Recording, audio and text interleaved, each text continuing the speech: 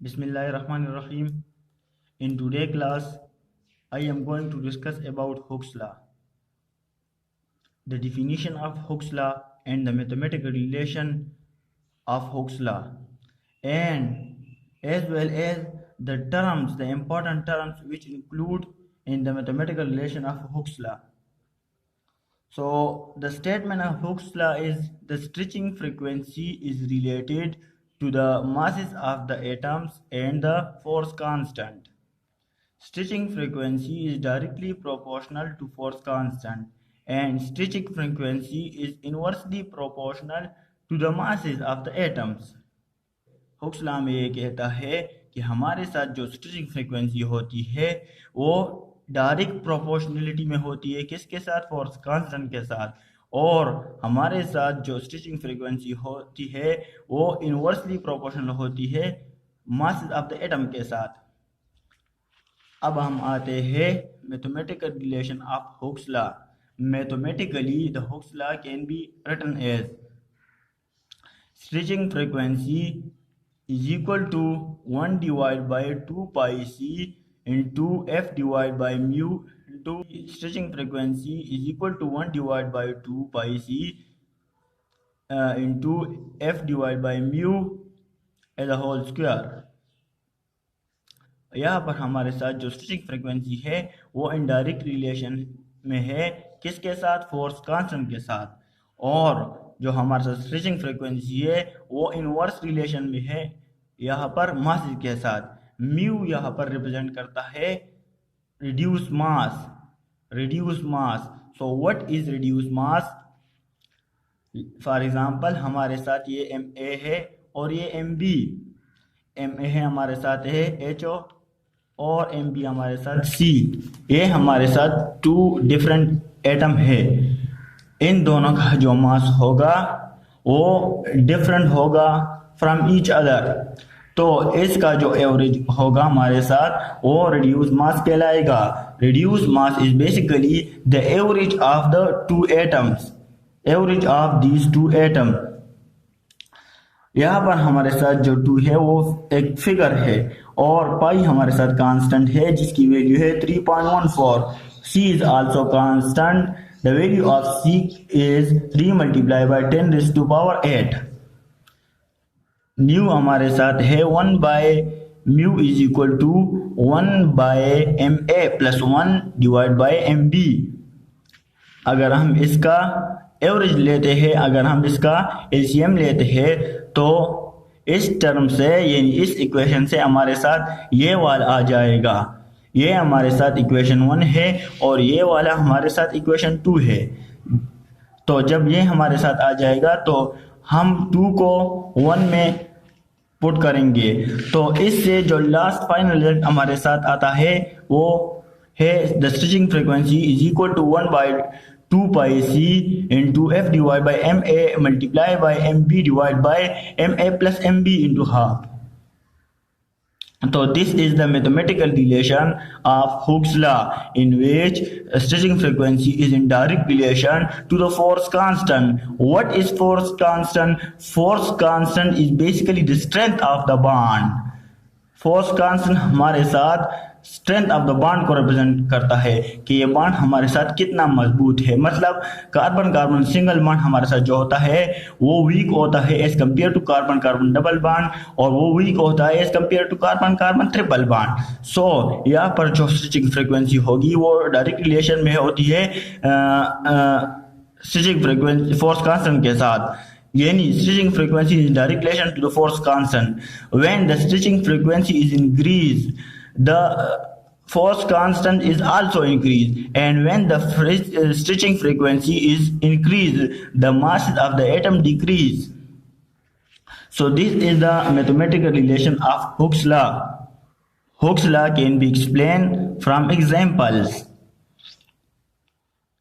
Hooke's law में जो F हमारे साथ होता है वो फोर्स कांस्टेंट होता है और वो इनडायरेक्ट रिलेशन होता है स्ट्रेचिंग फ्रीक्वेंसी के साथ। अगर ये हमारे साथ कार्बन कार्बन सिंगल बॉन्ड है और ये हमारे साथ कार्बन कार्बन डबल बॉन्ड है और ये हमारे साथ कार्बन कार्बन ट्रिपल बॉन्ड है, तो कार्बन कार्बन सिंगल बॉन्ड की जो स्ट्रेचिंग फ्रीक्वेंसी होती है वो कम होती है as compare to carbon carbon double bond, और इसकी जो स्टिचिंग फ्रीक्वेंसी होती है वो कम होती है as compare to carbon carbon triple bond, क्योंकि हमने कहा कि कार्बन कार्बन सिंगल बॉन्ड में जो फोर्स कांस्टेंट होता है वो वीक होता है, क्योंकि यहाँ पर जो बॉन्ड का स्ट्रेंथ है वो वीक है as compare to this and this. So the stitching frequency of carbon carbon single bond is 900 per centimetre, और कार्बन कार्बन डबल बॉन्ड की जो स्टिचिंग फ्रीक्वेंसी है वो 1600 पर सेंटीमीटर। इसी तरह कार्बन कार्बन ट्रिपल बॉन्ड की स्टिचिंग फ्रीक्वेंसी है 2200 पर सेंटीमीटर। यहाँ पर ऑन द अदर हैंड हम कह सकते हैं कि stretching frequency is inverse relation with the masses. ये हमारे साथ ऑक्सीजन हाइड्रोजन का बॉन्ड है और ये ऑक्सीजन और ड्यूटियम का बॉन्ड है। So deuterium is the heaviest isotope of hydrogen, so the mass of the deuterium is high from hydrogen, so the stitching frequency of deuterium is low from hydrogen, क्योंकि हमने कहा कि stretching frequency is inverse relation with the masses. So जब इसका मास ज़्यादा होगा तो इसकी स्टिचिंग फ्रीक्वेंसी कम होगी। इसकी ऑक्सीजन और ड्यूटियम का जो मान है इसकी जो स्टिचिंग फ्रीक्वेंसी है वो 2600 पर सेंटीमीटर है, जो कि कम है as compare to oxygen to hydrogen bond. इसकी जो स्टिचिंग फ्रीक्वेंसी है वो 3600 पर सेंटीमीटर है। फोर्स कांस्टेंट हमारे साथ सिंगल बॉन्ड के लिए होता है 5 multiply by 10⁵ gram per second square. इसी तरह फोर्स कांस्टेंट हमारे साथ होता है for double bond is equal to 10 multiply by 10⁵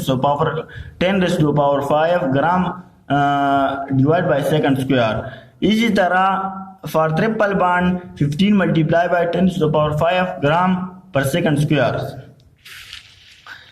यहाँ पर हम देख सकते हैं कि कार्बन हाइड्रोजन है, हमारा कार्बन हाइड्रोजन बॉन्ड है, हमारे साथ नाइट्रोजन हाइड्रोजन बॉन्ड है और ऑक्सीजन हाइड्रोजन बॉन्ड है।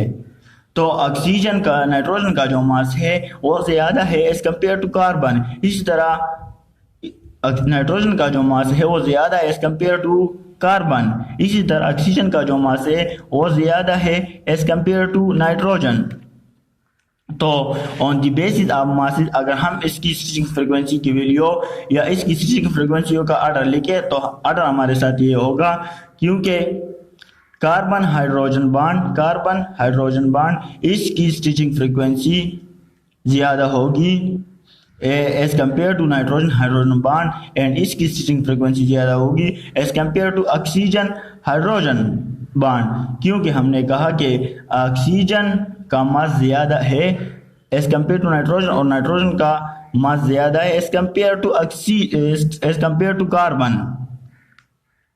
सो the stitching frequency order will be this on the basis of masses. On the basis of masses हमने ये ऑर्डर लिखा कि स्टिचिंग फ्रीक्वेंसी का ऑर्डर यही होगा। अब दूसरी तरफ हम आते हैं on the basis of force constant. अगर फोर्स कांस्टेंट के लिहाज से हम स्टिचिंग फ्रीक्वेंसी का ऑर्डर लिखे तो फोर्स कांस्टेंट जो हमारे साथ होता है वो इनडायरेक्ट रिलेशन में होता है स्टिचिंग फ्रीक्वेंसी के साथ। तो जब यहाँ पर हमने कहा कि नाइट्रोजन का मास ज़्यादा होता है एज कम्पेयर टू कार्बन और ऑक्सीजन का मास ज़्यादा होता है as compare to nitrogen. So on the basis of force constant, the stitching frequency order is oxygen hydrogen bond greater stitching frequency than nitrogen hydrogen bond greater stitching frequency than carbon hydrogen bond। यहाँ पर हमने लिखा है order ए और order B. ये हमारे साथ दो ऑर्डर्स बन गए स्टिचिंग फ्रीक्वेंसी के।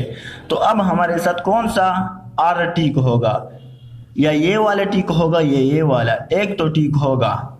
अगर ए है तो बी क्यों नहीं, अगर बी है तो ए क्यों नहीं? तो it has been found experimentally that order B is correct because in this case the electronegativity increases and the masses of the atom decreases, so that's why the stitching frequency order is this one. The order B is correct. So this is all about Hooke's law and the mathematical relation of Hooke's law with examples.